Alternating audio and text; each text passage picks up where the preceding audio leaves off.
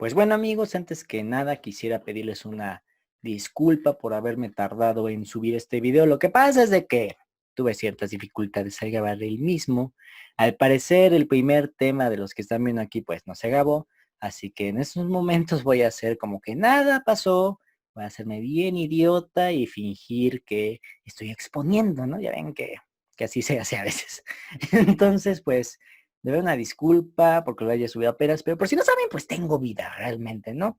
Además, ustedes qué chingón les importa, deben ponerme atención, así que no tienen nada que criticarme. Nada es cierto, pero de verdad una disculpa. Bueno, si no les gusta, vayan y ching... No, no, de verdad una disculpa, pero bueno, vamos a hacer como que nada pasó. Buenas tardes, compañeros. Pues el día de hoy su servidor, o sea, soy yo, Rogelio Arturo Morán Perales, cuyo canal de YouTube pueden encontrar en la descripción de este video, les va a exponer bajo la supervisión de la doctora Lomán Zúñiga los temas de síndrome extrapiramidal, Parkinson, síndrome cerebeloso y vértigo tanto de origen central como vestibular. Para entender lo que es el síndrome extrapiramidal tenemos que saber bien qué es la vía extrapiramidal, la cual es una red neuronal relacionada con la coordinación del movimiento y se constituye de vías nerviosas que incluyen a los núcleos basales. ¿Y qué son los núcleos basales? Me dirán ustedes. Bueno, los núcleos basales o ganglios basales, como lo puedan encontrar, son un grupo de cuerpos de materia gris profundas que se encuentran distribuidos a distintos niveles del cerebro, ¿no? Del lado de los hemisferios podemos encontrar los núcleos llamado caudado, putamen y el globo pálido en sus dos porciones. A nivel de diencéfalo, el núcleo subtalámico y en mesencéfalo, la sustancia negra, ¿no? Cada uno de estos cuerpos neuronales pues van a cumplir distintas funciones, algunos van a recibir la información, otros la van a sintetizar y otros simplemente la van a volver a enviar hacia la corteza cerebral para que sea interpretada como movimientos, etcétera, ¿no? Básicamente todos estos núcleos van a partir desde la corteza cerebral, van a transmitirse a través de algunos de estos núcleos por diferentes estructuras del sistema nervioso central para nuevamente volver a codificarse en la corteza cerebral, ¿no? Como les dije, tenemos ganglios basales que cumplen distintas funciones. En primer lugar tenemos los núcleos de entrada o receptores, que serían el caudado y el putamen. Los núcleos de salida o efectores, el segmento interno del globo pálido y la porción reticular de la sustancia negra. Y como núcleos intermedios tenemos al segmento externo del globo pálido, el núcleo subtalámico y la pars compacta de la sustancia negra. Antes de abordar como tal el tema, tienen que entender que toda esta información se envía a través de una serie de circuitos, ¿no? Que son 4: circuito motor, límbico, oculomotor y cognitivo. Sin embargo, cada uno de estos circuitos tiene dos vías. La vía directa, que como les dije, va desde la información se lleva a cabo desde corteza cerebral, se envía hacia el cuerpo estriado, que va a ser sintetizado para alguno de los núcleos receptores. Esta información se va a llevar hacia mesencéfalo, donde se va a seguir pues procesando. Finalmente es transmitida hacia algunos núcleos que se encuentran en el tálamo y de ahí esa información vuelve a ser enviada hacia la corteza cerebral para que se interprete pues como la señal que se esté enviando, ¿no?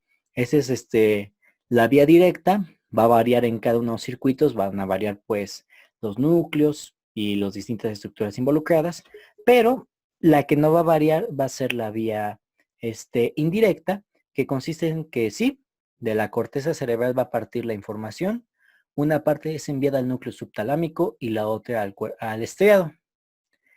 Del estriado, la información se va a sintetizar y se va a enviar al segmento externo del globo pálido, que de igual forma va a interpretar esta información y también va a llevarla hacia el núcleo subtalámico, donde se va a complementar con la otra información que le envió la corteza cerebral.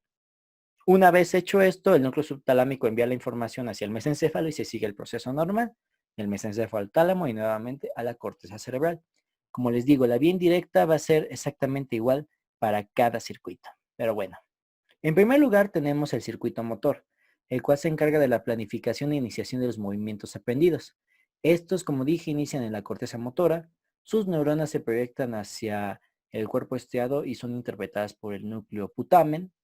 Estos son enviados hacia el globo pálido en su porción interna, a nivel de mesencéfalo, y de ahí pues son enviados hacia el tálamo, donde va a ser interpretado por los núcleos talámico ventral anterior, centromediano, y estas fibras nuevamente alcanzan pues la corteza motora.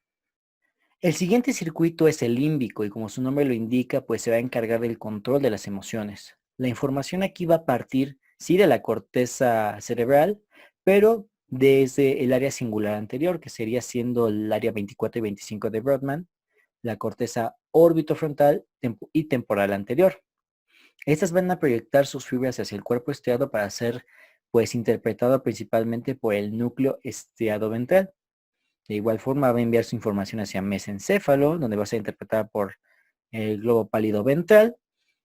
A nivel del tálamo va a ser interpretado por el núcleo dorsomediano y culmina su ciclo en el sitio de origen, o sea, la corteza cerebral. El siguiente es el circuito oculomotor. Este se encarga de la regulación de los movimientos oculares y en conjunto con el circuito motor logra la mirada fija y precisa de los objetos. Inicia en las áreas cerebrales motoras oculares frontal, que es el área 8, y occipital, el área 19. Hacen sinapsis en el núcleo caudado a nivel del cuerpo estriado. Sus proyecciones alcanzan, después de pasar por el mesencéfalo, alcanzan los núcleos talámico dorsomediano y ventral anterior. Y así como en los otros casos, la información se sintetiza y envía nuevamente a corteza para que pueda ser interpretada completamente. Y el circuito cognitivo, que se encarga de las funciones mentales superiores, así como la ubicación extracorporal para poder guiar los movimientos propios, ¿no? Inicia en la corteza prefrontal, dorsolateral y orbitofrontal, que vienen siendo respectivamente áreas 10, 11, 12, 46 y 47 de Brodmann. Se proyecta a nivel del cuerpo estriado sobre el núcleo caudado. La información se envía hacia los núcleos talámicos ventral anterior, dorsomedial y finalmente las fibras vuelven hacia la corteza prefrontal dorsolateral. Ahora sí vamos a pasar con el síndrome extrapiramidal, el cual va a consistir en 4, pues, presentaciones clínicas, que sería el primero, el síndrome rígido asinético, movimientos anormales como temblores, corea, balismo, distonía, acaticia, miclonías, tics, etc., síndrome cognitivo-conductual y los movimientos anormales psicógenos. Tenemos aquí entonces el síndrome rígido asinético, donde se va a componer de la rigidez muscular, la cual va a ser permanente y uniforme durante el movimiento pasivo. Podemos encontrar dos signos clínicos. El primero, que es el signo de la rueda dentada, que consiste en que a esta rigidez se añada temblor, ¿no? Como si fueran dos tipos de engranes que están oxidados y que quieren moverse, pero por lo mismo están teniendo ese forcejeo para poder llevar a cabo su movimiento. Y el siguiente es el signo de Fromen, en el cual pues consiste que aumenta esta rigidez en una extremidad cuando se ejerce movimiento con la otra, pues de manera compensatoria. Este tipo de rigidez se debe pues a hiperactividad del núcleo subtalámico que excita de manera excesiva al globo pálido interno. También podemos tener alteraciones de pobreza motora, como sería la asinesia o la hipocinesia, pues. Asinesia, que sea pérdida del movimiento, hipocinesia, que sea disminución del mismo, y la bradicinesia, que el movimiento sea lento. Se debe a defectos del circuito motor principalmente, ¿no? Y lo vamos a percibir en el paciente cuando se refiere a dificultad para realizar actividades cotidianas como pues caminar, levantarse de una silla, de la cama, y que el paciente va a empezar a realizar movimientos por etapas, ya que va a ser tan dificultoso, ya sea por una sensación pues de debilidad o de lentitud del movimiento, que va a tardar en realizar estas actividades. Y también tenemos alteraciones posturales, que es la pérdida de los reflejos posturales y del equilibrio por adopción de posturas fijas, principalmente pues en pacientes que son sedentarios, que tienen algunas alteraciones neurológicas que le impiden llevar a cabo adecuadamente el movimiento. De los movimientos anormales, pues tenemos en primer lugar el temblor, que se caracteriza por ser un movimiento repetitivo y oscilatorio. Tenemos varios subtipos, ¿no? Principalmente el fisiológico, el cual se caracteriza por ser postural y que ocurre en las partes distales de las extremidades. Todos tenemos un tipo de temblor fisiológico, ya que este se va a ver pues exagerado en situaciones de estrés, nerviosismo y ansiedad, o incluso por cansancio. ¿Quién de ustedes me puede decir que no le ha temblado la manita cuando está sosteniendo algún objeto pesado durante mucho tiempo? Se caracteriza también porque su frecuencia suele ser de unos 7 o 12 Hz. El temblor esencial que afecta ambas manos es de tipo postural, es bilateral, simétrico y puede ser asimétrico y asíncrono. Este realmente se relaciona con factores hereditarios y se debe por descargas síncronas de músculos agonistas y antagonistas. El temblor parkinsoniano, que aparece en situaciones de reposo y se caracteriza por ser regular, muy típico, la frecuencia de 4 a 6 Hz, y como su nombre lo dice, pues ocurre principalmente en la enfermedad de Parkinson, pero también puede ser por hiperactividad del tálamo. El temblor cinético que ocurre durante el movimiento voluntario y puede ser uni o bilateral y se debe pues a enfermedades del cerebelo. El temblor de Holmes, que es unilateral, contralateral a la lesión y suele ser regular. Este está muy relacionado pues principalmente con EBC o con traumatismos directos del tronco cerebral. El temblor del velo del paladar, que es breve, oscilatorio y rítmico, por lesiones de la vía dentadolivar, e incluso puede ser idiopática. Son descargas pues muy breves, como pueden ver, de 1 a 4 Hz. El temblor neuropático pues afecta principalmente a las manos, a ambas, con oscilaciones irregulares y aleteante, ¿no? Generalmente es por polineuropatías adquiridas, como sería diabetes mellitus 2. Y el temblor ortostático que aparece durante la bipedespación, o sea, como si fuera pues cansancio básicamente. Este es idiopático o en algunos casos puede relacionarse con Parkinson, pero avanzado. Aunque se relaciona más para Parkinson, pues como tal el temblor parkinsoniano. Otros movimientos anormales son la corea, el cual se caracteriza por ser amplio, brusco e irregular y carece de algún patrón fijo en sí. Puede afectar cualquier grupo muscular, pero predomina en rostro, cuello y brazos, ¿no? Generalmente son secundarias a lesiones agudas de los ganglios basales, como pueden ser casos de hiperglucemia. Este suele aliviarse con antidopaminérgicos, pero se agrava con los anticolinérgicos. El balismo es un movimiento anormal más amplio y brusco que la corea, con rotación interna y patrón repetitivo. Afecta a músculos proximales de las extremidades, ¿no? Tanto superiores como inferiores, y es secundaria a lesiones del núcleo subtalámico y a sus conexiones, ¿no? Este puede tratarse fácilmente con dopaminérgicos. La caticia es la dificultad para permanecer quieto. Aquí vemos que el paciente se le solicita estar sentado o en una posición y va a tener la necesidad de moverse, vaya, ¿no? Este movimiento se acompaña mucho con síntomas como ansiedad o nerviosismo. La distonía es la contracción involuntaria lenta, repetitiva y prolongada de los músculos agonistas y antagonistas, que se caracteriza también por adoptar posturas forzadas, ¿no? Primordialmente en lo que sería articulaciones de dedos y carpo, ¿no? Hacen que estas extremidades pues se tornen en planos diferentes, con cierto nivel de torsión de la extremidad. Pueden ser focales si afectan una sola parte del cuerpo, segmentarias si afecta a dos segmentos del mismo, o generalizadas si afecta a más partes del cuerpo. Generalmente son secundarias a lesiones de la sustancia negra, a herencia o incluso a causas idiopáticas. Los tics son movimientos involuntarios breves, rápidos, repetitivos, que se acentúan aún más con los estados de tensión emocional, ¿no? Predominan pues en cara, cuello, hombros. Puede ser simple si se perciben con una sacudida en un solo músculo, que puede ser, por ejemplo, la contracción que simula una sonrisa, un guiño, o complejo si implica varios grupos musculares. No se limita únicamente pues a cara, también puede afectar los músculos de la laringe, así que en algunos casos los pacientes pueden, al momento de tener esas contracciones faciales, hacer un pequeño quejido, ¿no? Y las miclonías, pues son sacudidas musculares involuntarias, irregulares y arrítmicas debido a contracciones muy breves. Puede ocurrir en reposo tras un estímulo somestético o sensorial. Bueno, para complementar, como les dije, también los síndromes extrapiramidales se pueden integrar con un síndrome cognitivo-conductual, que ya son, pues no son tan comunes, que tratan de trastornos de la función ejecutiva de la memoria, trabajo, procesamiento de información, apatía, inercia, vacío emocional y humor depresivo. Básicamente, pues son alteraciones del sistema límbico o del circuito límbico que ya conocimos. Y los movimientos anormales psicógenos que pueden ser cualquiera de los ya mencionados, pero son secundarios a comorbilidades psiquiátricas o incluso al consumo de fármacos psiquiátricos, ¿no?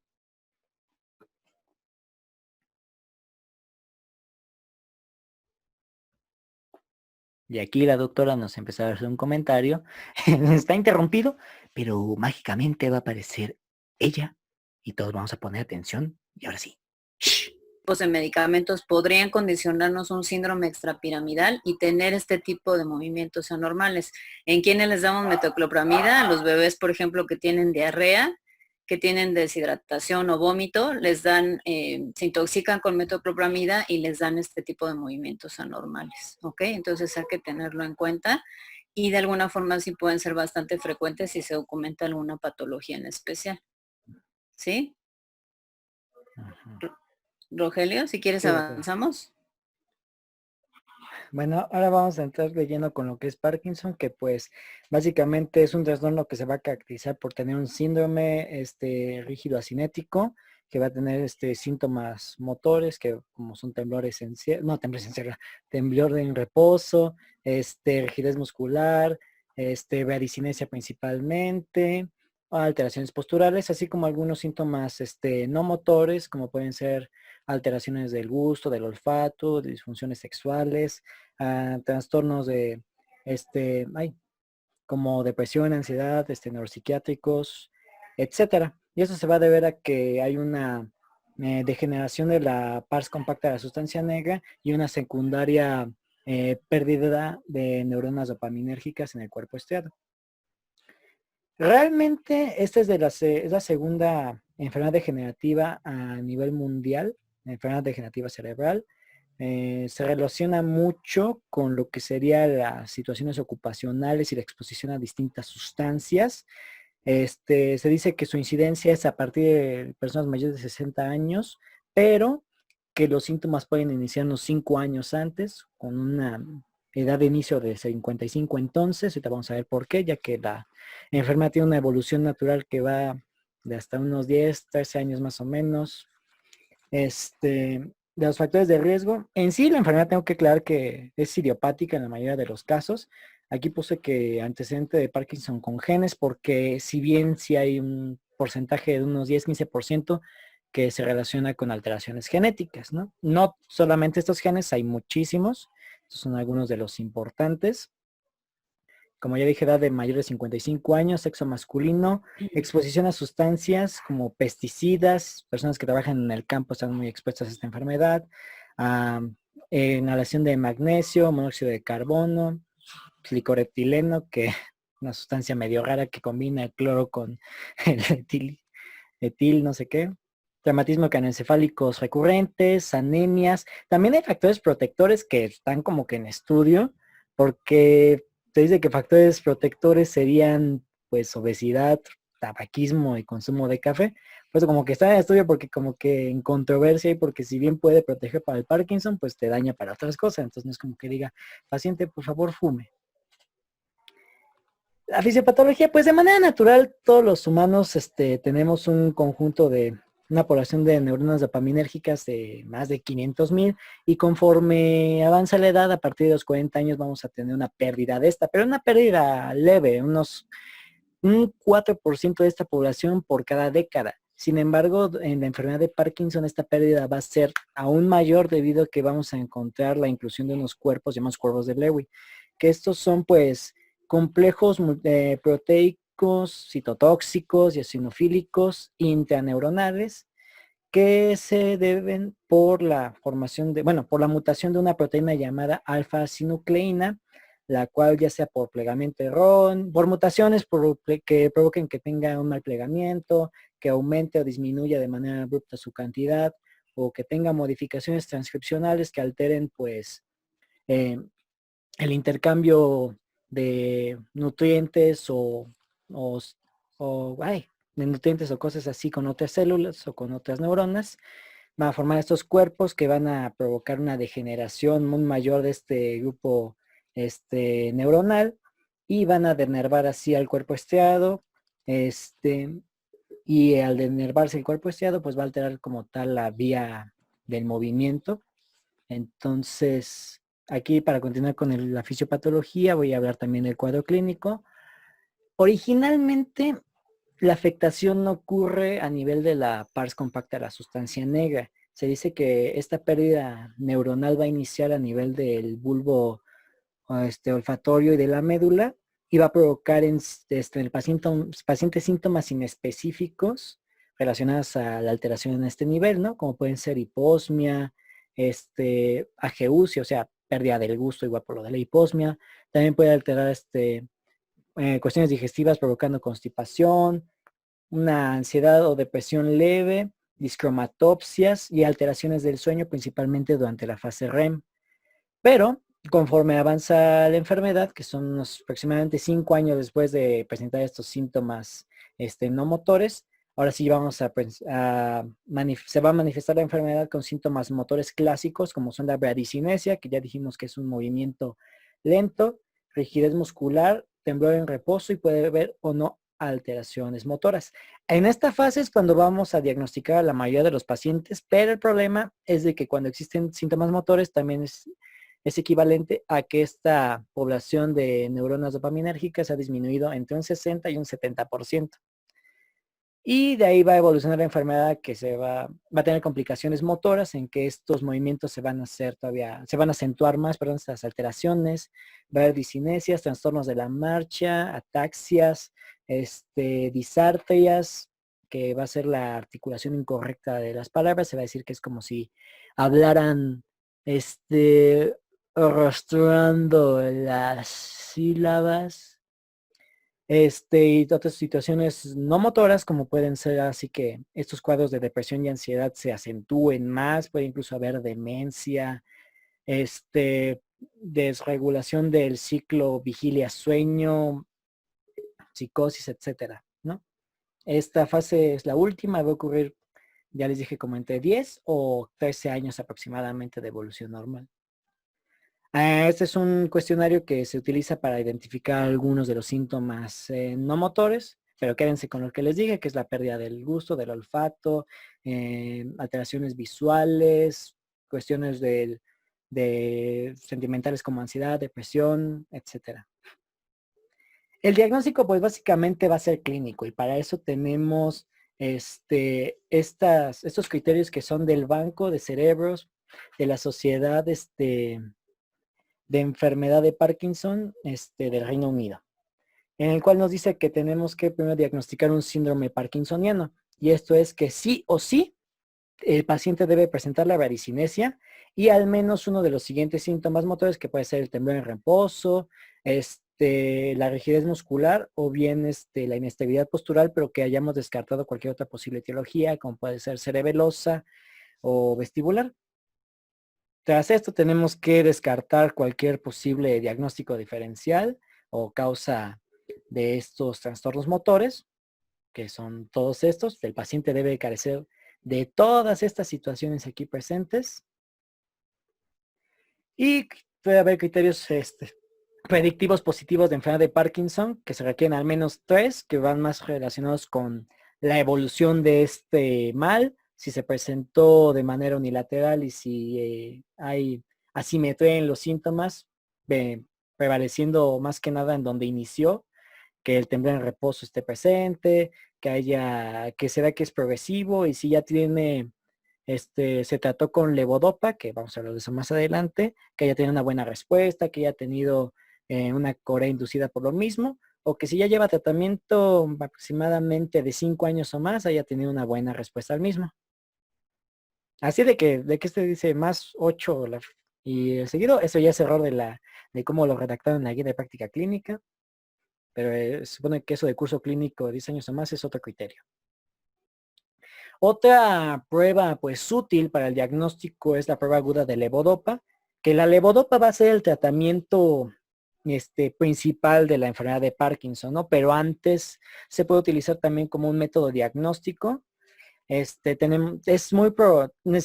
un protocolo muy específico ya que pues es un fármaco que incluso puede causar ciertos síntomas, efectos secundarios que son muy importantes, entonces se tiene que dar primero de a poquito. Pero tenemos que darle al paciente otro medicamento antiparkinsoniano como la domperamina para que el paciente después pueda soportar bien la levodopa. Se suspende el fármaco. Después ya se da como tal una dosis única de levodopa.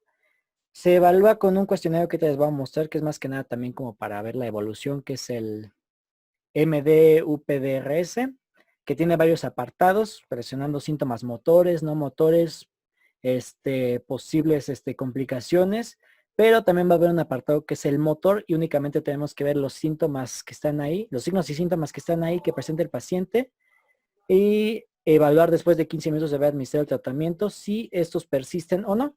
Se dice que una prueba positiva es cuando se reduce un 30% de estos padecimientos, pero una prueba positiva no nos va a decir, no nos va a confirmar que es Parkinson. Pero si tenemos una prueba negativa, sí podemos descartar que es la enfermedad de Parkinson en este caso. Hay que buscarle ahí sí otras posibles causas a estos trastornos motores. Esta es la escala que les dije que se usa más que nada para la evolución y en el cuadrito que están viendo aquí y aquí amplificado son los signos y síntomas motores que debemos checar durante la prueba de levodopa específicamente.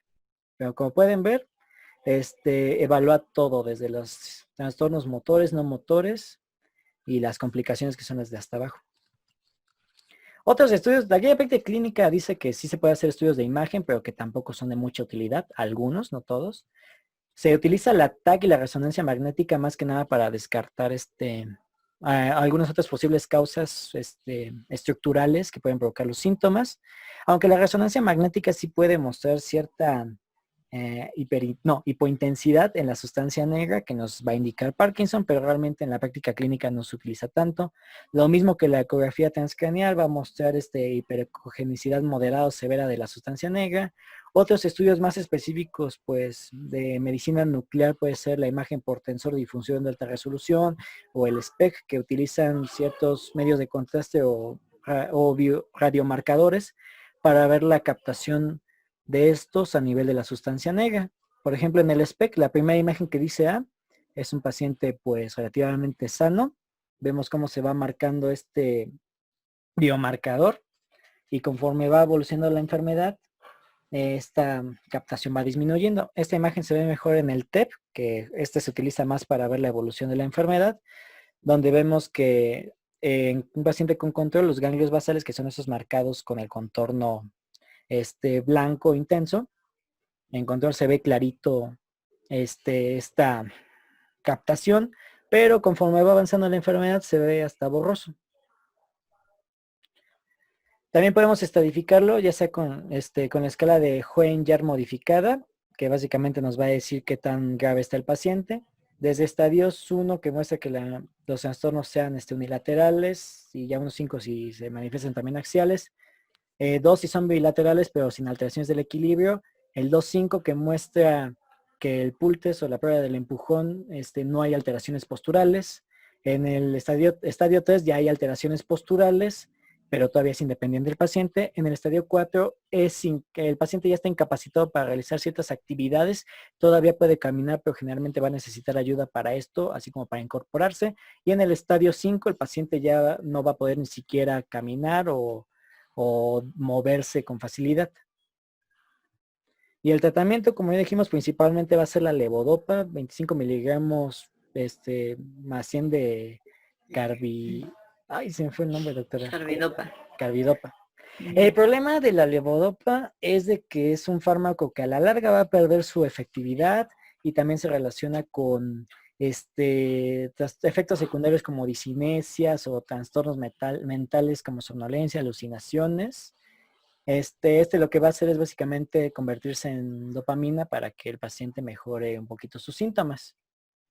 También se le da otros tratamientos que generalmente son acompañados siempre de levodopa, tanto para disminuir sus efectos secundarios o para contrarrestar aquellos que no pueda, aquellos síntomas o signos que no pueda controlar el fármaco, ¿no? Por ejemplo, los agonistas dopaminérgicos, que son los que tengo en este cuadro, como bromocriptina, cabergolina, pergolida, pramimexol, disminuyen los efectos de la dopa. Los inhibidores de la monoaminoxidasa B, igual ayudan, más bien extienden la vida de la levodopa, evitan que se degrada con cierta rapidez. Aquí el más efectivo es la rasagilina, que tiene muy buena tolerabilidad y se puede utilizar en pacientes con Parkinson desde leve hasta avanzado. Los anticolinérgicos, bueno, estos son, sus actividades más limitadas, se enfocan más que nada para el temblor y tienen muchos efectos secundarios como serostomía, estreñimiento, parecias. Al igual que la mantadina, que eso es para controlar los síntomas, los efectos secundarios de la levodopa. Y pues también tiene un efecto pues moderado. No sé si quiere opinar algo, doctor, aquí. Ahí ya terminó Parkinson, ¿no? Ujú. Ok, entonces, ¿cuál sería la principal causa del Parkinson? Va No a haber fisiopatológica. Ajá. bueno, no fisiopatológica. Bueno, O sea, va a haber una incluye. va a haber una degeneración de la pars compacta de la sustancia negra y también una degeneración neuronal del cuerpo estriado. Entonces dependería de edad, ¿no? Es dependiente de También. edad, es una enfermedad dependiente de edad. ¿Hay casos de Parkinson juvenil? Sí, hay, doctora. Son Entonces, raros, los investigué, pero que igual se deben generalmente a causas genéticas también. exactamente. Entonces sí es importante que lo tomen en cuenta. Parkinson juvenil, estamos hablando más o menos que a partir de 17 años es donde se han documentado los casos más jóvenes. Y también secundaria la degeneración de la pars compacta, ¿no? Entonces, no sé si conocen la clasificación de OMIN, que es la clasificación internacional de enfermedades genéticas. Entonces ahí clasifica también los diferentes tipos de Parkinson, ¿no? Uno de los más frecuentes es el Parkinson, el PARC7, el PARC3, que sí se asocia como tal a alguna alteración genética y que se documenta también inclusive que es autosómica dominante. Entonces, si pueden echar un vistazo a esta clasificación. Y el OMIN está para todas las enfermedades, ¿no? En donde sí se ha documentado que tengan algún componente genético. Entonces, sabemos que, por ejemplo, en una etapa juvenil o en pacientes más jóvenes son diagnósticos como tal de descarte, pero sí es muy importante que lo tomen en cuenta. Como tal, la levodopa no es exclusiva, por ejemplo, del tratamiento para Parkinson, sino pues también se da para movimientos extrapiramidales, ¿no? Hemos tenido pacientes con distonías que les damos levodopa por el mismo mecanismo de acción y tienen cierta respuesta, o en algún tipo de distonías especiales también, que son genéticas, por ejemplo, la distonía sensible a dopa, que es secundaria a un gen en especial que es el de YT5, entonces que es bastante sensible a dopa, entonces también no quedarnos con eso de que solo la dopa es para el Parkinson y de que hay algunos pacientes inclusive pequeños que pueden utilizarlo o en la etapa infantil que se utiliza para movimientos distónicos, ¿ok? Entonces, si pueden buscar esa clasificación, no sé si alguno de ustedes la conocía o esa plataforma Es nuevo. de lo mismo. Ok, entonces tenerlo en cuenta y si ustedes buscan alguna enfermedad, váyanse a esa página también, es importante que sepan que existe porque ahí ya muchas de las enfermedades ya tienen como tal alguna causa genética ya documentada. Entonces, sus siglas en inglés pues es OMIN, ajá, OMYM, para que lo busquen después con calma. Y la triada clásica, pues, ¿cuál sería del Parkinson? Que es la que siempre nos preguntan. Ahí. Bueno, pues es la bradicinesia, el temblor en reposo, y la rigidez. Ajá. Y la rigidez, exactamente, que sería la triada clásica. Digo, Parkinson es solo una clase, ¿no? Pero bueno, bastante bien explicado. Muy bien. Seguimos con síndrome cerebeloso. Bueno, un síndrome cerebeloso se refiere a cualquier alteración del sistema cerebeloso que se manifiesta como un trastorno motor, pero que no altera ni el estado de conciencia, ni de conducta intelectual, ni las funciones automáticas, perdón. Para que recordar que es el cerebelo, que es un organito que se encuentra debajo de los lóbulos occipitales de los hemisferios cerebrales, separado por la tienda del cerebelo. Se tiene dos hemisferios laterales y un tercero llamado vermis, que es central, y se unen al tallo cerebral mediante ciertos pedúnculos, como son los pedúnculos superiores que lo unen al mesencéfalo, medios que lo unen a la protuberancia y inferiores al bulbo raquídeo. Este órgano va a tener distintas funciones dependiendo de su división, ¿no? Podemos verlo como división por lóbulos o filogénica, ¿no? Ya que se ha demostrado que este órgano ha evolucionado bastante a lo largo del tiempo para ayudar a que el humano tenga ciertas capacidades, ¿no? La porción del cerebelo más antiguo es el arquicerebelo y este se encarga del equilibrio como tal del ser humano, y sí, de la postura y eso. Y se puede definir también por lóbulo como el lóbulo floculo nodular. El lóbulo anterior, que sería el palo cerebelo, la siguiente porción que se ha formado del mismo, este se encarga pues de regular el tono muscular, la postura del tronco y de las extremidades, que es la zona que está pintada de rosa. Y el lóbulo posterior, que es la parte que se ha formado, bueno, la última que se formó del cerebelo, que se conoce también como neocerebelo. Este es más que nada para la coordinación de movimientos finos del ser humano. También tenemos núcleos que cumplen ciertas funciones en el cerebelo. El fastigiado, que es ese que pinté de verde, que se encarga del control de los movimientos oculares rápidos. El rojo, que es el que también tiene la letra B, que es el globoso, así junto con el emboliforme, que es el azulito. Ambos son para los reflejos o cuestiones sensitivas. Y el dentado, que no sé qué forma tenga, pero tiene la letra D ahí. Es esa cosa como que tiene varias curvitas. Igual es para la coordinación de movimientos voluntarios. Entonces, ok. Que pensé que había puesto antes la de fisiopatología. Bueno, va a decir primero fisiopatología. Realmente no es difícil de entender. La fisiopatología de cualquier síndrome cerebeloso va a ser sobre la causa, sobre alguna lesión de las estructuras que ya mencionamos. Por ejemplo, si es en el lóbulo anterior, va a causar hipotonía, alteraciones posturales, ataxia, debilidad ipsilateral según el lado de la lesión. Núcleo dentado van a ser los mismos síntomas, pero más duraderos. Del vermis, alteraciones del axis, de la marcha, y del vermis anterior, alteración del equilibrio. La etiología puede ser múltiple, pueden ser causas congénitas desde malformación o que incluso no se haya formado el cerebelo, como es la genesia. Cuadros agudos, principalmente EBCs, cerebelitis, intoxicaciones por alcohol. Ese creo que todo el mundo lo hemos sentido y te van a ver que sí. También cuadros subagudos, principalmente infecciosos, crónicos, enfermedades más que nada degenerativas. Y periódicos, pues aquí no le entendí mucho, pero dice que también intoxicaciones de esclerosis múltiple. Quiero creer que aunque tengas la enfermedad, pues va a ser pues dependiendo de la evolución y del mismo.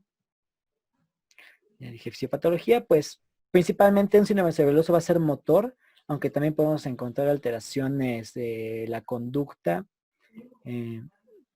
como un síndrome de disfunción cortical y un cognitivo afectivo. Entre estos, pues realmente vamos a encontrar de la disfunción cortical ciertas afasias, ya sea al hablar, al escribir, ya saben, estas alteraciones que nos impidan la comunicación adecuada con los demás. Y un síndrome cognitivo afectivo, pues como dice su nombre, va a alterar cuestiones de las funciones cerebrales superiores, del lenguaje, de la interacción entre el ser humano. De hecho, aquí los pacientes pueden estar muy desinhibidos, como ocurre cuando uno está alcoholizado, que te vale todo. Pero hablando de lo motor, así lo más importante, ahí sí se vio el GIF, me da mucha alegría eso, que la ataxia pues es el síntoma motor más importante de un síndrome cerebeloso y se va a definir como esta pérdida de la armonía que hay entre el movimiento, que aquí va a ser asincrónico, en relación con la fuerza, la rapidez y la precisión de los movimientos. El paciente lo va a manifestar como una sensación de inestabilidad que pues va a afectar mucho su estilo de vida. Puede ser de origen apendicular si afecta únicamente a las extremidades, o del tronco de la marcha, que es como que el más común, que va a afectar el equilibrio total del paciente y se debe a una lesión del vermis. ¿Cómo se explora? Pues como les dije, con la marcha. Se le pide al paciente que marche normal primero y vamos a ver que tiende a lateralizarse del lado en que está afectado el cerebelo. Y la otra que es más importante es pedirle al paciente que marche en tándem.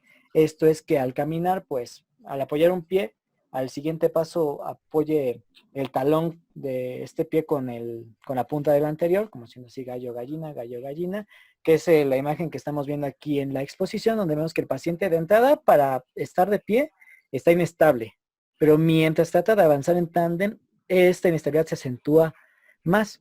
Hay que cuidar mucho al paciente también para que no se caiga. Esto es algo que no se ve en el GIF, pero pues sí.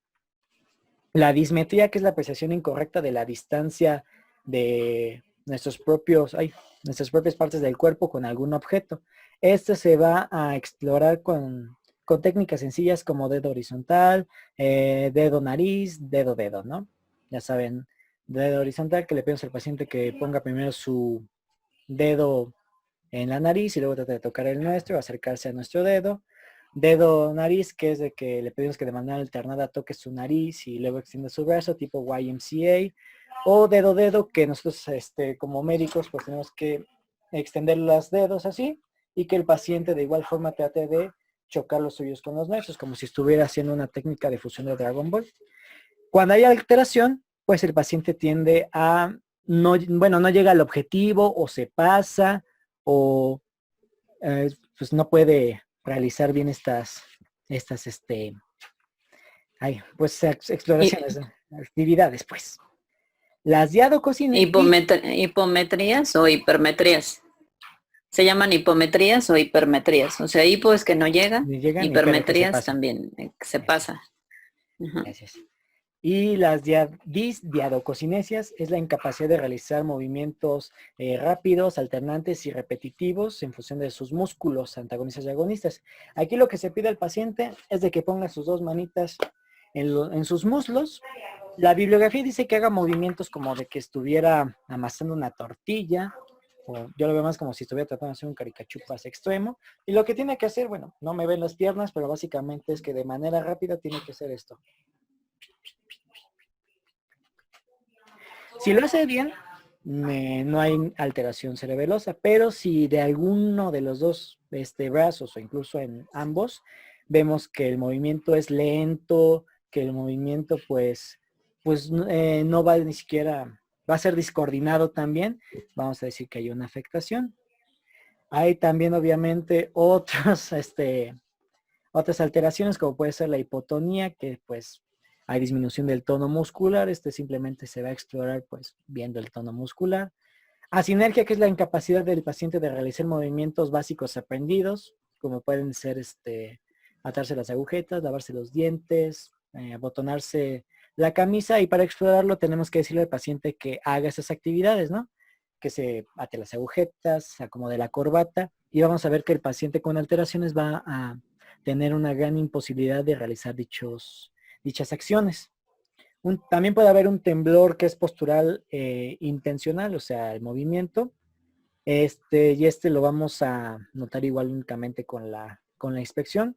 La hipodinamia, la debilidad muscular, pues como en cualquier exploración neurológica, tenemos que explorarla haciendo movimientos de resistencia o de fuerza, pues, ¿no? Y la disartria, que como les dije es como tal la ataxia, pero de los músculos de la laringe. Entonces el paciente tiende a hablar de manera arrastrante, ¿no? Lenta. Por eso les digo que a todos nos ha pasado que al menos hemos tenido alguno de estos síntomas, generalmente después de hacer los depas, y ya sea en la pulga, en rico, etcétera. Niéguenmelo. Y de los Y de los trastornos oculares, que también me da gusto que se vean los GIFs aquí, espero que los vean porque yo sí los veo, tenemos principalmente el nistagmus, que es un espasmo clónico de los músculos del ojo que produce movimientos anormales involuntarios que pueden ser verticales o horizontales dependiendo pues la afección, ¿no? Estos se van a explorar tanto al pedirle al paciente que mire fijamente un objeto y de repente va a tener esa contracción, o bien al pedirle que siga, bueno, no tengo aquí un objeto, creo que sí, pedirle que siga un objeto con su vista. Tenemos que lateralizarlo, hacerlo hacia arriba y hacia abajo, y vamos a ver esta contracción. El opsoclono va a ser similar, solo que va a ser mucho más intenso. Se dice que sus movimientos son anárquicos, son totalmente descontrolados. Como ven aquí. Ah, sí, olvidé decirles que del nistagma, pues, al lado en que se vaya la contracción, es del lado en que está afectado el cerebelo. Y la dismetría, pues, son movimientos del ojo lentos y cortos, en el cual el paciente no va a poder fijar adecuadamente su vista hacia algún objeto, o se va a tardar en hacerlo. Ven que aquí, a ver si se repite, tiene una lucecita, se le pidió, por favor, ve este estímulo, y vean cómo se tarda en enfocar la luz, en centrarla. Esa es la dismetría ocular. De igual forma también podemos integrar ciertos síndromes, ya pues juntando todo esto que les dije, los signos, síntomas ya mencionados, así como posibles causas y áreas alteradas del cerebelo. El primero es el síndrome neocerebeloso o del hemisferio cerebeloso, que puede causarse por meduloblastoma, isquemia cerebelosa hemisférica, tal vez secundaria a un EBC, y se va a alterar aquí el lóbulo anterior y posterior del cerebelo. Aquí los síntomas generalmente son unilaterales e ipsilaterales a la lesión. vamos a encontrar una ataxia uni o bilateral, o sea, unilateral va a haber afectado un segmento y el bilateral se va a notar perfectamente con la marcha. Dismetría del lado afectado, disartia, nistagmus horizontal que se va a hacer presente del lado afectado, disdiadococinesias, asinergias, temblores, hipotonía, hipodinamia, astenia. El del vermis rostral o del lóbulo anterior, este se debe más que nada a cuestiones como el alcoholismo crónico, degeneraciones de estructuras del cerebelo. Este va a afectar la parte anterior del vermis y su lóbulo anterior y afecta a las extremidades inferiores, perdón. Se va a caracterizar por hipertonía, donde va a haber una alteración también de los movimientos finos y coordinados.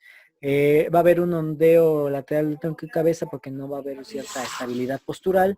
Hiperreflexia, igual marcha táxica.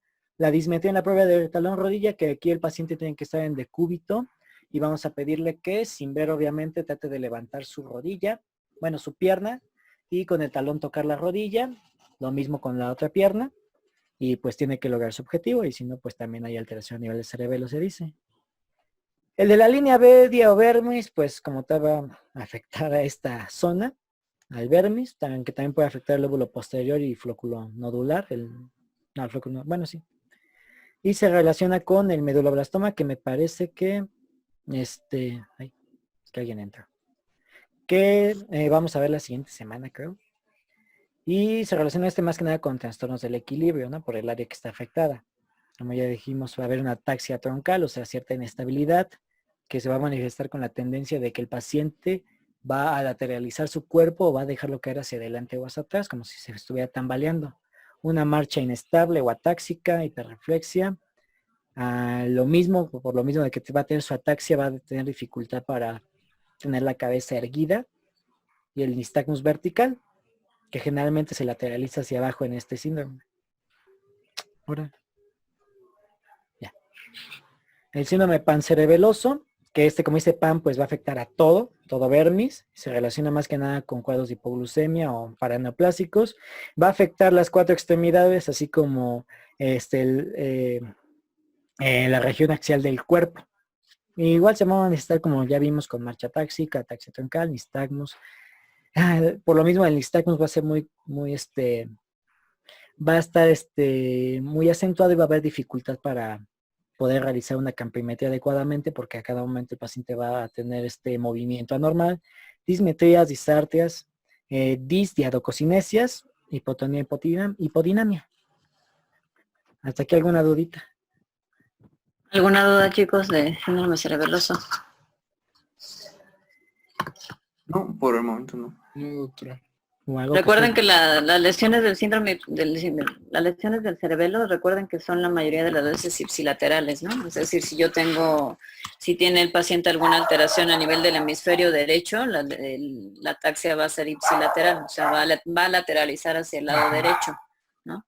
Entonces, los aspectos más importantes que se valoran en el síndrome cerebeloso van a ser los movimientos oculares, que haya nistagmos, puede haber flúter, puede haber alteración en los movimientos optoquinéticos, que es lo que tú comentabas de la dismetría. O sea, el movimiento que hacemos, por ejemplo, cuando estamos viendo el metro y se empiezan a mover los ojitos, eso se llaman movimientos optoquinéticos, ¿no? Entonces, va a haber también disartria, puede haber ataxia troncal, inclusive si el paciente está sentado, lateralizarse hacia un lado o hacia el otro, o inclusive ni siquiera permitir la sedestación. Hay también entonces ataxia, ya sea que se lateralice hacia ambos lados o tenga una lateralización indistinta, sobre todo cuando el síndrome es pancerebeloso. Y lo más importante en el síndrome cerebeloso es determinar el tiempo de evolución que tiene el paciente. Recordando que todas las enfermedades, sobre todo las neurológicas, entonces se tiene que hacer una buena semiología para determinar cuál es la causa. Entonces no va a ser lo mismo un síndrome cerebeloso subagudo, agudo o crónico, para sobre todo determinar la causa y ver si es candidato a algún tipo de tratamiento en especial. Ajá. Entonces también amerita un tema de revisión aparte, pero bueno, lo más característico lo mencionó Rogelio. Gracias. Y tener mucho en cuenta la tabla de etiologías, que eso sí es importante, que sí se los dividieron en agudo, subagudo, crónico. Recuerden, por ejemplo, que para un tumor a nivel de fosa posterior, el paciente ya normalmente ya pasó más de 3 o 4 semanas de evolución de la enfermedad, ¿no? Entonces podríamos pensar en una tumoración o en una enfermedad degenerativa. Y hay, por ejemplo, ataxias también que son periódicas o que son episódicas, que eso nos orienta también a enfermedades degenerativas. En una cerebelitis, por ejemplo, posinfecciosa, que sería de las causas más frecuentes, sobre todo en la infancia o antes de la adolescencia, no esperen ver, por ejemplo, una inflamación importante del cerebelo, ¿no? Sino solamente las manifestaciones clínicas. Entonces, la clínica nos va a guiar para el diagnóstico siempre. Ok, Rogelio. Ok. Ok. Y bueno, para finalizar esta exposición, esta cátedra genial, vamos a hablar sobre el vértigo, tanto central como periférico. El vértigo, como sí se puede definir como la pérdida de la posición y orientación espacial que tiene el paciente, se lo va a manifestar como una inestabilidad postural y pérdida de su balance. El paciente va a referir a esto como que se le mueve el entorno. Entonces es muy importante diferenciarlo con el mareo, que pues va a ser pues, una alteración sí del equilibrio o un aturdimiento, va a ser mucho menos intenso, y aquí el paciente va a referir que lo que se está moviendo es su cabeza y no el entorno. Puede ser central si se afectan estructuras como el octavo par craneal o el vestíbulo coclear, el tronco cerebral o el cerebelo, y únicamente si afecta al sistema vestibular periférico, se va a decir que es vértigo periférico. Bueno, la fisiopatología. Realmente el equilibrio depende mucho de que haya una adecuada interacción entre los sistemas visuales, propioceptivos, vestibulares, auditivos, que van a integrar ciertas sensaciones que se van a llevar hacia el nivel del tronco encefálico, cerebelo y cerebro, donde estos van a modular dichos estímulos para interpretarlos como postura, como movimientos coordinados y como un adecuado eje visual. Entonces, cualquier alteración a cualquiera de estos niveles va a provocar en el paciente vértigo, para pronto. Es muy importante diferenciarlo, el tipo de vértigo, si es central o periférico, dependiendo de las causas, ¿no? El vértigo central siempre va a ser secundario a lesiones o enfermedades cefálicas o del tronco. Vamos a ver que principalmente, y creo que me parece que es un 80% o 90% de los casos que tienen vértigo central, va a deberse a procesos isquémicos, generalmente secundarios a un accidente cerebral vascular. También puede haber esclerosis múltiple, esto va a provocar una desmielinización de estas estructuras y por lo tanto la alteración de traumatismos craneales, lesiones, incluso también la aplicación de ciertos fármacos como son anticonvulsivantes. Y en el caso del periférico van a ser síndromes más específicos que van a afectar, como les dije, el área vestibular, y de eso vamos a hablar un poquito más adelante. Pero también podemos, aquí es importante diferenciar el tipo de vértigo según sus manifestaciones clínicas. El vértigo central siempre va a ser insidioso o agudo, mientras que el periférico va a ser brusco. O sea, también agudo, pero va a ser brusco. La duración del vértigo central puede ser de días, mientras que el periférico corto. El central va a ser leve y el vértigo periférico es muy intenso. De hecho, como dato de los casos de vértigo, 90% van a ser periféricos. Va a haber síntomas de inestabilidad únicamente en el central, y en el periférico, como les dije, va a haber la sensación de que tu entorno gira. Síntomas neurovegetativos como náusea, vómito, taquicardia son más frecuentes en el vértigo periférico que en el central. Alteración a nivel de pares craneales en el central, porque como les dije, pues, una de las causas principales de vértigo central es la alteración del octavo par craneal. Alteraciones otológicas como acúfenos, hipoacusia o fonofobia son más comunes en el vértigo periférico. En nistagmus va a ser en ambos casos, solo que en el central va a ser vertical y en el periférico tiende a ser horizontal, rotatorio o ambos. Hay muchísimas, muchísimas técnicas de diagnóstico, principalmente son clínicas. Por ejemplo, tenemos el reflejo vestíbulo papilar, que es de que tenemos que observar pues si hay dilatación de la pupila ante algún estímulo auditivo. reflejos oculocefálicos o reflejos de ojos de muñeca, que aquí tenemos que pues mover al paciente, su cabeza, ya sea horizontalizarla o lateralizarla, y tenemos que ver si los ojos se mueven de manera contralateral al lado del movimiento, al lado donde estamos moviendo la cabeza. Maniobras como la de Dix-Hallpike, que este es muy útil para el vértigo postural paroxístico benigno, que consiste en que tenemos que mover la cabeza del paciente unos 45 grados dependiendo del sitio donde esté, donde él refiera que tiene mayor sensación de vértigo. Posterior a eso tenemos que colocarlo en decúbito con la cabeza colgando y ver si hay nistagmus, al menos en unos 30 segundos. Nuevamente volver a incorporarlo sentado y repetir la flexión, pero del lado contrario y lo mismo. El roll test también se utiliza para el vértigo paroxístico, el vértigo benigno, postural paroxístico benigno. Aquí el paciente está en decúbito con cierta flexión de la cabeza. Primero tenemos que el paciente tiene que estar viendo al techo, cabeza centrada, línea media, y lateralizarlo igual unos 45 o 90 grados aproximadamente del lado en que refiere que tiene mayor sensación de vértigo. Ver otra vez el nistagmus, volver a lateralizar la cabeza sobre la línea media y repetir la flexión, pero del lado contrario. También tenemos, por ejemplo, que realizar la prueba de Romberg, que es paciente de pie, con ojos cerrados y después abiertos. Bueno, perdón, al revés, abiertos y cerrados. Ver si el paciente llega a tener cierta inestabilidad. Obviamente hay que cuidar al paciente que no se llegue a caer, porque sí puede llegar a pasar.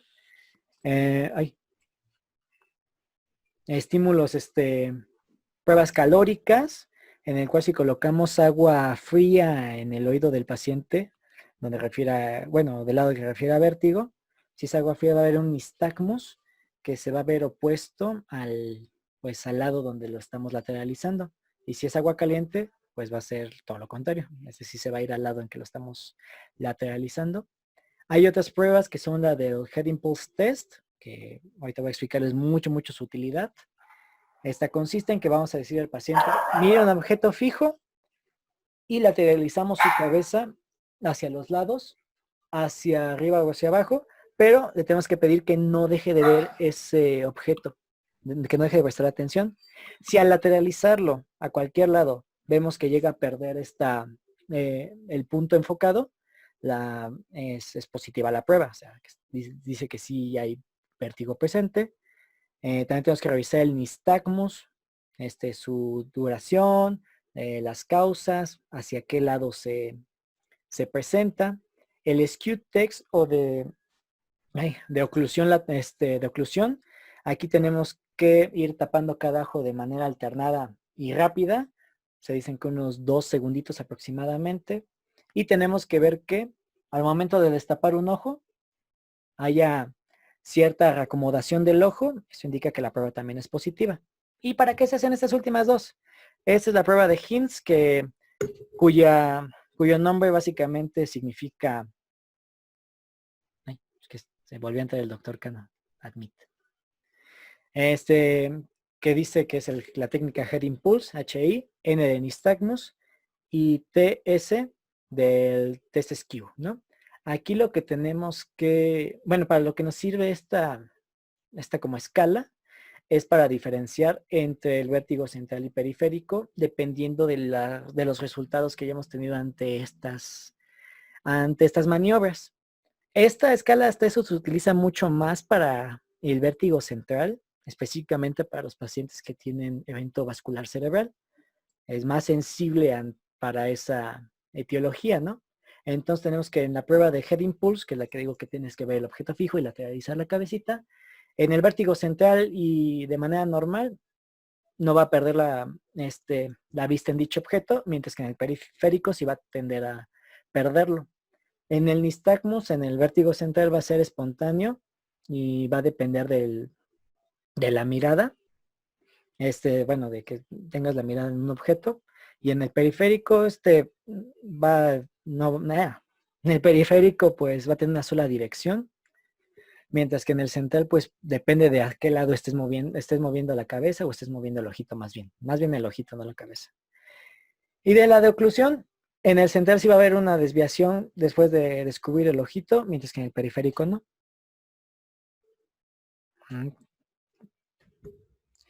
El tratamiento principalmente va a ser sintomático. Vamos a utilizar una técnica que se llama la de recolocación de otolitos de Epley, que tenemos al paciente sentado frente a nosotros. Tenemos que lateralizar su cabeza igual unos 45 grados aproximadamente del lado donde sienta él o ella que tiene mayor sensación de vértigo. Se recomienda que el paciente sostenga nuestros brazos para que no vaya a caerse, debido a que al hacer esta lateralización puede provocarse un vértigo. Se tiene que recostar al paciente sobre la cama o mesa de exploración del lado en que está afectado. Como les digo, va a estar el estímulo de vértigo, pero con esta posición se planea se planea que se detenga. Una vez que se detiene, el médico tiende a rotar la cabeza, pero ahora al lado contrario. Nuevamente se va a hacer el estímulo del vértigo y se va a detener. Y al final el médico ayuda al paciente a reincorporarse y así se detiene el vértigo. Mismo caso que el método de Simond, que aquí igual tenemos al paciente sentado, se gira la cabeza hacia el lado más afectado, solo que aquí en vez de, y se acuesta el paciente, solo que aquí en vez de acostar la cabeza de ladito, se coloca la cabeza pues centrada, viendo hacia el techo. Se vuelve a provocar el estímulo del vértigo con esta maniobra. Se espera que se detenga y se vuelve a cambiar al paciente, pero hacia el otro lado de la cama, misma posición. Y cuando pase también el estímulo de vértigo en ese lado, se vuelve a reincorporar con ayuda del médico. Hay otros tratamientos, pero son más específicos para según la etiología. Pero aquí les puse que dieta hiposódica y diuréticos se recomienda mucho para los pacientes que tengan enfermedad de Meniere. Esto debido a que se disminuye la cantidad de líquido a nivel del sistema vestibular, lo que puede controlar los síntomas. Antihistamínicos que tienen cierto nivel de relajación o sedación, pues, se utiliza como profiláctico para, pues, disminuir ahí las alteraciones a nivel de los músculos que están cerca del oído. Anticolinérgicos igual, pero estos sí tienen más efectos secundarios. Bloqueos de canales de calcio, pues estos van a ser vasodilatadores, van a aumentar los niveles de magnesio y tienden a estabilizar, pues, las sensaciones de vértigo. Y en algunos casos, dependiendo de la etiología, ya puede haber intervenciones quirúrgicas para corregir las causas del vértigo. Entre las causas del vértigo periférico, tenemos el más común, que es el vértigo postural paroxístico benigno, una neuritis vestibular, o también lo pueden encontrar como laberintitis, enfermedad de Meniere, fístula perilinfática y la migraña vestibular. Vértigo postural paroxístico, como les dije, es la más común de estas. Esta se relaciona mucho con el sexo femenino, mayores de 40 años y con algunas comorbilidades nada comunes en nuestro país, como hipertensión, diabetes, dislipidemia, EBC y sobrepeso. Este va a ser, pues, postural, como lo dice su nombre, va a depender de la postura que tenga el paciente, vaya. Va a ser agudo, duración menos de un minuto. Va a haber un nistagmus, pues, relacionado con el movimiento cefálico, que va a durar igual unos 20 segunditos. Diagnóstico con las maniobras que ya vimos de Dix-Hallpike y la del roll test, que es la de la cabecita en decúbito. Y aquí únicamente el tratamiento, pues como es benigno, pues es las de reposicionamiento que ya les dije. La de perdón, la de Epley y la de Semont. La neuritis vestibular, pues va a haber una inflamación del laberinto. Generalmente se relaciona con infecciones de herpevirus. Este va a ser intenso, agudo, espontáneo. Puede ser incapacitante porque llega a durar hasta 6 días. El paciente va a presentar una inestabilidad postural y en la marcha significativa. Se va a acompañar de síntomas neurovegetativos, como dijimos, náusea, vómito, taquicardias, diaforesis. Un nistagmus unidireccional espontáneo relacionado con los movimientos de la cabeza, hiporreflexia. Y se va a tratar con antieméticos para los síntomas vegetativos, fenómenos laberínticos y metilprednisolona para la desinflamación.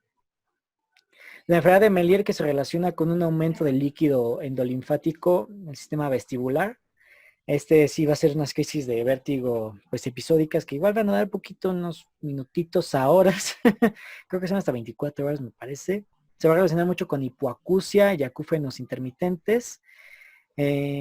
Se realiza aquí clínicamente con pruebas de las calóricas que ya les mencioné, aunque también con audiometría seriada, electrodistomografía. Y el tratamiento va a ser clínico con antieméticos, sedantes, dieta hiposódica y diuréticos para disminuir la cantidad de líquido endolinfático. Fístula perilinfática, que es como cualquier fístula, un agujerito o una comunicación anormal, pero en este caso que se da entre el espacio perilinfático y el oído medio. Aquí va a provocar un desequilibrio importante, principalmente a la presión, que es el signo de Hembert. Fenómeno de Tullio, que es cuando ante un estímulo auditivo intenso, el paciente va a presentar la sintomatología vestibular y el Röntgen va a ser positivo. El tratamiento principalmente debe ser con la cirugía para cerrar esa fístula. La migraña vestibular, pues, es un vértigo que tiene duración de minutos a un día y se relaciona estrictamente con la migraña.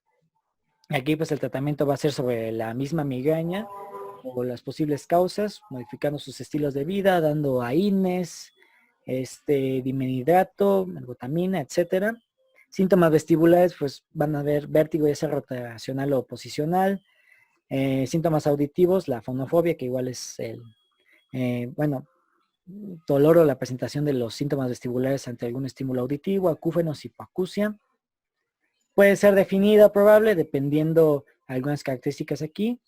Realmente son casi las mismas. En la definida únicamente es de que los síntomas vestibulares sean episódicos más severos, que haya antecedente de migraña, que los síntomas vestibulares estén totalmente relacionados a la migraña y que se descarten otras causas. Y en el probable es básicamente lo mismo, solo que los síntomas migrañosos no siempre están relacionados a la migraña. O sea, puede ser que estén relacionados un 50%, a veces sí, a veces no. Es la única diferencia de decir si es probable o definida. Y pues es un cuadrito comparativo de las 3 causas más comunes de vértigo periférico, que es el paroxístico, postural paroxístico benigno, la neuritis vestibular y el Meniere, comparado con la causa más común del vértigo central, que sería un evento cerebral vascular. Es básicamente lo que les dije. Y pues bueno, por si lo quieren checar después para fines didácticos de examen, etcétera. Y creo que eso sería todo de mi parte. Bueno, nada más en cuanto al vértigo, recuerden que el vértigo sí es bastante incapacitante, ¿no? En algunos pacientes el vértigo a veces puede ser que sea muy subjetivo. Cuando no es real ese vértigo, entonces sí hay que tomar en cuenta que el paciente con vértigo necesita una exploración neurológica completa para diferenciar si es un vértigo central o es un vértigo periférico. El vértigo central es difícil que vaya solito, o sea que la única manifestación sea el vértigo. Entonces sí hay que ser muy acuciosos en hacer una exploración completa, pues en este caso de cerebelo, de nervios craneales, para identificar si hay alguna otra afección, alguna otra localización topográfica que nos oriente a una lesión, como por ejemplo un evento vascular cerebral o una lesión inflamatoria desminimizante extensa. Entonces, siempre es bien importante que el paciente con vértigo sea muy bien explorado y también que el interrogatorio sea muy acucioso, ¿no? Para no solamente quedarnos con que el paciente tiene vértigo periférico. Y en algunos pacientes sí es importante que sepan que es tan incapacitante que se amerita inclusive reposo por varios días y amerita frenadores laberínticos, como por ejemplo el difenidol. Entonces sí es importante pues que también se derive de forma oportuna y que si no solamente tiene el vértigo y tiene más síntomas que nos orientan a alguna alteración a nivel del sistema nervioso central, pues el paciente probablemente sea candidato a una valoración por otoneurología o un estudio de neuroimagen y posterior valoración por neurología. ¿Ok? Esta clase sí creo que fue un poquito más larga porque son muchos temas que yo creo que cada uno de ellos sí merece una sola clase en especial. Pero yo creo que Rogelio bastante resumió todos los temas. No sé si alguno de ustedes tenga alguna duda.